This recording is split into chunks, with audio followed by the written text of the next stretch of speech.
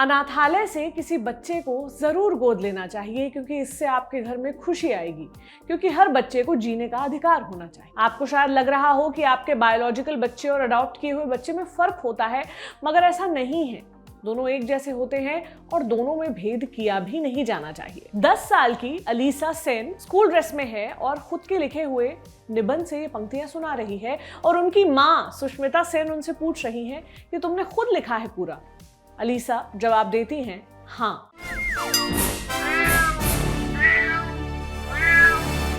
हाय, मैं हूं प्रतीक्षा और आप देख रहे हैं म्याऊं। आज शुरुआत की मैंने सुष्मिता सेन की छोटी बेटी से। ये गौर करने वाली बात है कि एक 10 साल की बच्ची में कितनी संवेदनाएं और कितनी संजीदगी हो सकती है कि जब स्कूल में निबंध लिखने को कहा जाता है तो वो लिखती है कि किस तरह अनाथालय में पल रहे बच्चों को परिवार का प्यार मिलना चाहिए। मैं सुष्मिता सेन को देखती हूँ तो मुझे लगता है कि एक इंसानी शरीर में सकारात्मकता यानी पॉजिटिविटी ने अपना घर बना लिया है। क्या इंसान के तौर पर सुष्मिता में कमियां नहीं होंगी? बिल्कुल होंगी। मैं तो उनको पर्सनली जानती तक नहीं, लेकिन जब उनकी पब्लिक पर्सनालिटी या फिर ये कहूं कि सोशल मीडिया अकाउंट्स देखती हूं तो मेरे चेहरे पर मुस्कान आ जाती है। ऐसा ही एक पोस्ट मुझे कल शाम अपना इंस्टाग्राम स्क्रॉल करते हुए दिखा। पोस्ट ब्रेकअप पर था, जिसमें उनकी और उनके बॉयफ्रेंड रोमान शॉल, जो कि अब उनके एक्स हैं, कि साथ में एक खूबसूरत सी तस्वीर थी।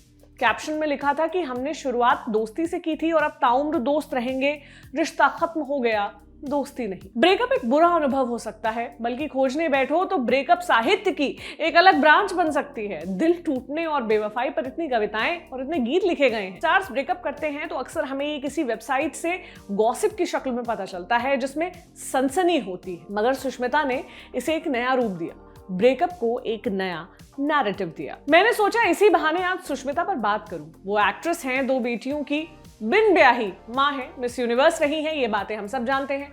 लेकिन कुछ और बातें भी हैं जो सुष्मिता को न सिर्फ यंग लड़कियों के लिए रोल मॉडल बनाती हैं, बल्कि ये भी बताती हैं कि आज से 20-25 साल पहले भी वो वक्त से आगे चलने वाली महिला थी। सुष्मिता ने कई बार बताया है कि वो एक मिडिल क्लास फैमिली से आती हैं। कुछ साल पहले वो कहानी भी वायरल हुई थी, जिसमें सुष्मिता ने बताया था कि उनके पास जब मिस यूनिवर्स में पहनने के लिए गाउन तक नहीं था तो उनकी मम्मी ने कपड़ा खरीदकर लोकल टेलर से गाउन सिलवाया था। सुष्मिता कभी भी मेरे लिए महानतम ग्रेटेस्ट एक्ट्रेसेस में से नहीं रही, लेकिन उनके रोल्स में एक आत्मीयता, एक सॉफ्टनेस, एक अपनापन हमेशा रहा। उनके करियर से इतर उनकी पर्सनल लाइफ हमेशा चर्चा में रही। मुझे याद है, मैं उस वक्त छोटी थी जब खबर आई थी कि सुष्मिता ने एक बेटी को गोद लिया है। 25 की उम्र में जब किसी भी मॉडल के लिए मां बनना उनके करियर पर ब्रेक लगा सकता है, उसे स्लो कर सकता है, तब उन्होंने अपनी बड़ी बेटे रेने को अडॉप्ट किया। उस उम्र में ग्लैमर की दुनिया में होते हुए एक बड़ी जिम्मेदारी अपने ऊपर ली और इस तरह वो एक सिंगल मदर कहलाई, क्योंकि सुष्मिता ने यह फैसला किसी पुरुष पर निर्भर रहते हुए नहीं लिया था जिसे वो पति कहती। सुष्मिता ने एक इंटरव्यू में यह भी बताया कि अडॉप्शन के लिए उन्हें एक लंबी लड़ाई लड़नी पड़ी, क्योंकि यंग और सिंगल लड़की या लड़का इतनी आसानी से अडॉप्ट नहीं कर सकते। उन्हें कोर्ट को यह विश्वास दिलाना होता है कि अकेले ही वो बच्चे का ख्याल रखने में सक्षम है। सुष्मिता ने कभी अपनी लव लाइफ को सीक्रेट नहीं रखा, ना ही कभी समाज के उस मॉरल ढांचे में यकीन किया जो ये कहता है कि प्यार तो जी एक ही बार होता है, या फिर ये कहता है कि एक उम्र के बाद लड़की को सेटल हो जाना चाहिए, और सेटल का अर्थ ऑफ कोर्स शादी होता है।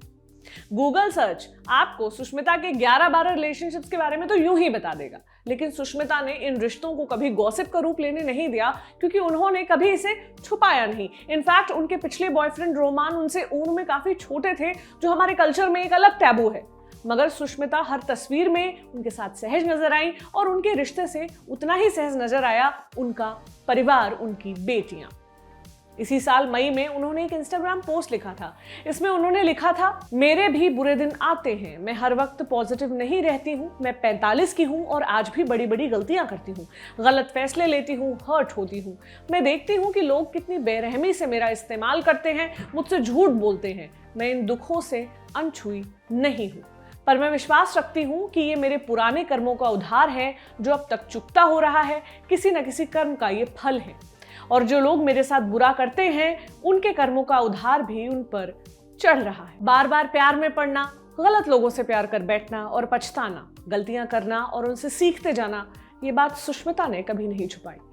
साल 2010 में जब सुष्मिता अपनी छोटी बेटी को गोद लिया उन्होंने, तो एक पत्रकार ने उनसे पूछा कि क्या वो बायोलॉजिकली भी कभी बेबी करना चाहती हैं, जिस पर सुष्मिता ने हामी भरी, ये भी कहा कि मां बनने के लिए उनका वक्त भी निकला जा रहा है। तो उनसे पूछा गया कि क्या इसका मतलब ये है कि अब वो शादी करने वाली हैं? तो सुष्मिता ने कहा, मैंने मां बनने की बात कही है, शादी की नहीं। इस घटना के 11 साल बाद हम ये वीडियो बना रहे हैं और आज भी कोई एक्ट्रेस इतना स्ट्रेट फॉरवर्ड और बोल्ड स्टेटमेंट देने के पहले 100 बार सोचेगी। ये ब्रेकअप सुष्मिता का पर्सनल मसला है और किसी आम दिन पर मैं आपसे इसके बारे में कोई डिस्कशन नहीं करती, बल्कि आज किसी और मुद्दे पर बात कर रही होती। लेकिन सुष्मिता का ये पोस्ट चर्चा में आया इसकी बहादुरी और इसकी पॉजिटिविटी के चलते। हम उम्मीद करते हैं कि सुष्मिता यूं ही खुशियां बिखेरती रहें, इतनी ही बहादुर बनी रहें और हम उनसे सीखते रहें। आपकी क्या राय है मुझे बताएं कमेंट बॉक्स में। आप देखते रहें ऑर्डिनरी। आपसे मुलाकात होगी सोमवार को। अपना ख्याल रखें। शुक्रिया।